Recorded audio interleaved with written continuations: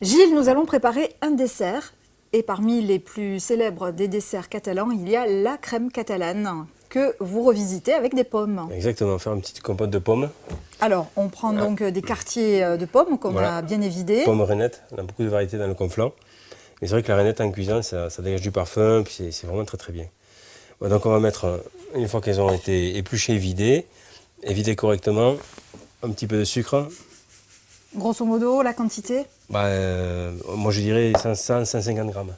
Pour à peu près 300 grammes de pommes à peu près. Une petite pointe de cardamome. Alors après on peut jouer avec les épices, un peu de vanille, cannelle, on peut râper un petit peu d'agrumes, on peut faire ce qu'on veut, voilà, c'est très large. Et un tout petit peu d'eau au départ. Oui. Ça va éviter que ça. Donc là on va réaliser la compote. Hein. C'est une cuillère à soupe. Et là, à feu doux, on va faire cuire ça tranquillement. À couvert. Voilà, allez-y. Allez, on va couvrir. Voilà. Donc là, on va laisser tout simplement... il faut compter quand même 10 minutes à peu près. 10 minutes, un quart d'heure. On verra. Voilà. Alors Gilles, la compote est quasiment prête?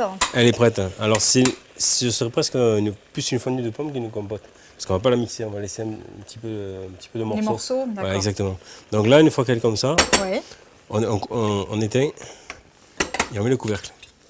Ça va continuer. Et là, voilà, tout doucement, elle va se détendre tranquillement. Voilà, on va laisser comme ça. On va la laisser de côté. Et, pendant ce et on nous, s'attaque donc à la crème. À la crème catalane. On va faire bouillir 1 litre de lait. On a mis une gousse de vanille dedans. D'accord.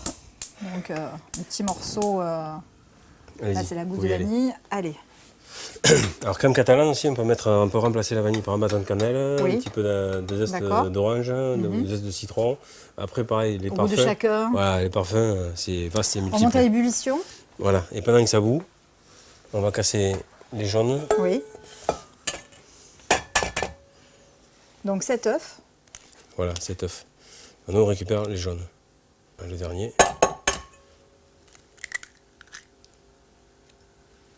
Voilà. Donc on va réserver les blancs pour faire une meringue. Tout à fait. Et avec les jaunes. On met 5 grammes de sucre. Sucre blanc. Ouais, c'est un sucre bio. Des produits bio. Ouais, des produits de bonne qualité surtout. Voilà, bien émulsionné. Donc là on fait ça à la main, hein. On va les jaunes. Voilà, un petit peu de fécule de maïs. 40 grammes précisément. Pour 7 jaunes d'œufs. Qu'est-ce que ça va apporter, cette fécule de maïs? Là, c'est ce qui va nous donner la consistance de la crème catalane. Voilà.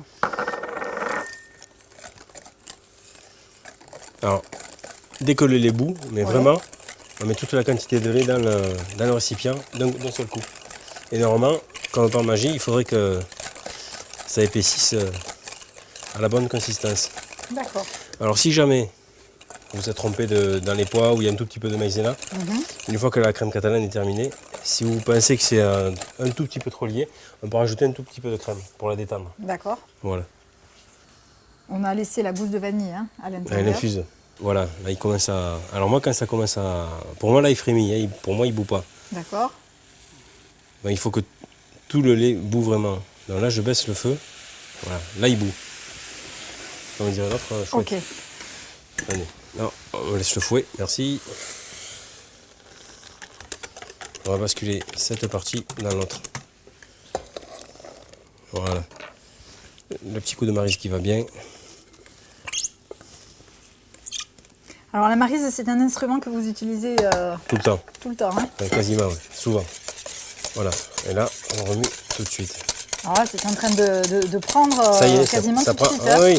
Quand le lait est à bonne température, en fait, la molécule de la maïzena, de la farine de maïs, à 90 degrés et plus, entre 90 et 100 degrés, elle commence à exploser, à grossir. Donc quand vous êtes à la bonne température, il n'y a pas besoin de recuire. Voilà. On remet bien sûr, pour tout bien mélanger. Il faut que ce soit très homogène. Voilà. Donc là, on a une bonne consistance, en sachant que quand ça va refroidir, ça s'épaissir un tout petit peu. D'accord. Parce que là, on va s'occuper de dresser. Alors, c'est bien de dresser quand la crème catalane est encore chaude, parce que sinon ça fait une petite peau au-dessus, ça demande bien. Alors, donc là, on a notre petite compotée de pommes. Voilà. Alors, la compote de pommes, bien sûr, c'est pas obligé d'en mettre chaude, on peut la faire la veille, hein. Pas de souci. Donc, pour avoir un petit peu de compote prête, vous mettez dans le fond du... Au fond. Donc la pomme, là aussi, c'est un fruit très très intéressant qui a Ben, beaucoup de fibres. Nous, dans le Conflent, la pomme, c'est vrai que c'est un fruit... L'hiver, c'est le fruit roi, quoi. Bien sûr. Bon, on a des poires aussi, mais c'est vrai que la pomme de la vallée de la Roggia, c'est quand même...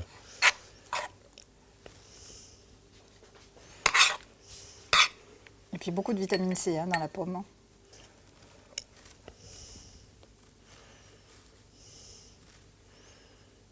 Donc là, après, une fois qu'on a fait ça, au frigo, et quand c'est froid, ma foi... Là, pour refroidir quelques heures au réfrigérateur. Ouais, ah oui, quand même, un petit peu, oui. En tout cas, ça sent super Alors, bon. moi, par grand froid, les grand-mères, ils n'utilisaient jamais le frigo sur la terrasse, sur la fenêtre, sur le bord de la fenêtre, l'hiver, toujours. J'ai toujours vu refroidir des gâteaux, moi, et des crèmes sur les bords de fenêtre. Voilà, super. Alors, comme on est très gourmand, Voilà, on en met beaucoup ben, disons que, voilà, dans chaque on va pot. pas perdre la place non plus. Voilà, Formidable. il n'y a plus qu'à mettre au frais, et après, une fois que c'est froid, on caramélise. Super. Alors, nous sortons donc à présent les crèmes qui ont passé 3 heures au réfrigérateur. Elles ont donc bien prise. Oui. Qu'est-ce qu'on va faire pour les caraméliser? On a besoin de quoi? Du sucre? Ouais, et un chalumeau. Le chalumeau, il va faire des petites perles dessus, vous allez voir. Donc, on va saupoudrer de sucre. Voilà, saupoudre. C'est fait en quelques secondes. C'est un jeu d'enfant. À la maison, c'est les miens qui le font. Ok.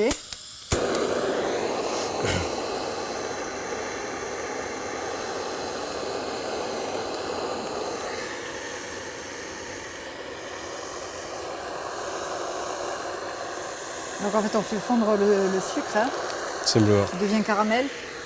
Allez. Allez, allez.